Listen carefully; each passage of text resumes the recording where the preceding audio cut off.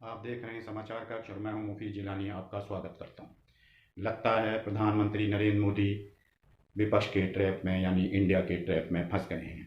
अब उनको इंडिया का मुकाबला पार्लियामेंट में करना ही होगा और इंडिया के सवालों का जवाब पार्लियामेंट में देना ही होगा, क्योंकि अभी तक वो नियमों की आड़ लेकर मणिपुर की घटना पर सवालों से बचने का जो प्रयास कर रहे थे, विपक्ष ने उसे एक ही झटके में उनके प्रयास को असफल कर दिया। क्योंकि अब विपक्ष ने एक नई नीति अपनाई है कि वो अविश्वास प्रस्ताव के जरिए प्रधानमंत्री नरेंद्र मोदी को पार्लियामेंट में बुलाएगा, सदन में बुलाएगा और उससे हर विषय पर जवाब मांगेगा। अविश्वास प्रस्ताव का मतलब ये नहीं होता मान के सरकार को अपदस्थ किया जाए। टेक्निकल में अगर आप जाएं तो ये मान सकते हैं, लेकिन क्योंकि सभी जानते हैं कि विपक्ष के पास नंबर्स नहीं हैं और उसका विश्वास प्रस्ताव निश्चित रूप से जब वोटिंग पे नंबर आएगा तो गिर जाएगा। लेकिन इस बार इंडिया का जो अविश्वास प्रस्ताव मोदी सरकार के खिलाफ है, वो सिर्फ प्रधानमंत्री नरेंद्र मोदी को सदन में बुलाकर उनसे सवालों का जवाब मांगना है। इसका मतलब ये है कि प्रधानमंत्री, क्योंकि जब अविश्वास प्रस्ताव पर चर्चा होगी तो उस पर मणिपुर की भी चर्चा होगी, उस पर महंगाई की भी चर्चा होगी, उसमें बेरोजगारी की भी चर्चा होगी, उसमें सामाजिक न्याय की भी चर्चा होगी, उसमें हर मुद्दे की चर्चा होगी और विपक्ष और पक्ष दोनों खुलकर अपने विचार उसमें रखेंगे और अंत में प्रधानमंत्री नरेंद्र मोदी को उसका जवाब देना ही होगा।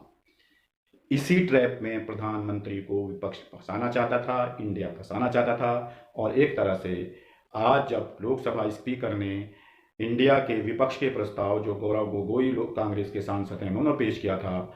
उसको सदन की अनुमति से एक्सेप्ट कर लिया, तो ये तय हो गया कि अब प्रधानमंत्री नरेंद्र मोदी को सदन में आकर इंडिया के हर सवाल का जवाब देना होगा। इसमें गोदी मीडिया ये नैरेटिव चलाने की कोशिश करेगा जब यह अविश्वास प्रस्ताव पर बहस के बाद में वोटिंग होगी, और क्योंकि प्रधानमंत्री नरेंद्र मोदी की पार्टी के इतने सांसद हैं या उनके गठबंधन एनडीए के इतने सांसद हैं कि उसमें उनको अविश्वास प्रस्ताव को का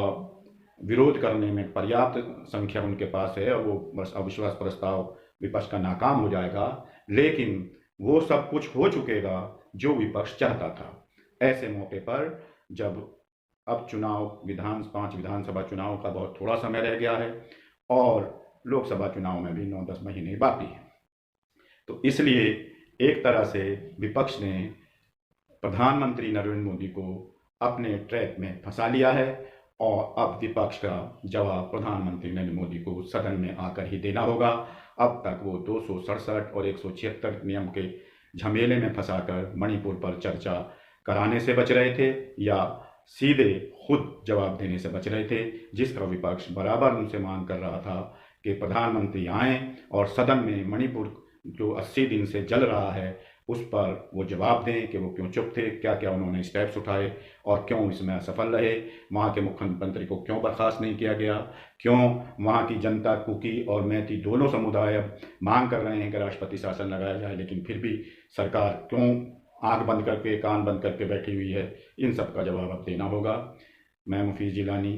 आपसे इजाज़त चाहता हूँ। आप इंतज़ार करिए जब मैं प्रधान स्पीकर महोदय अविश्वास प्रस्ताव पर बहस की तारीख मुकर्रर करेंगे और उस पर बहस होगी, क्या क्या बात होगी, कौन क्या कहता है, सब आपके सामने आएगा। शुक्रिया।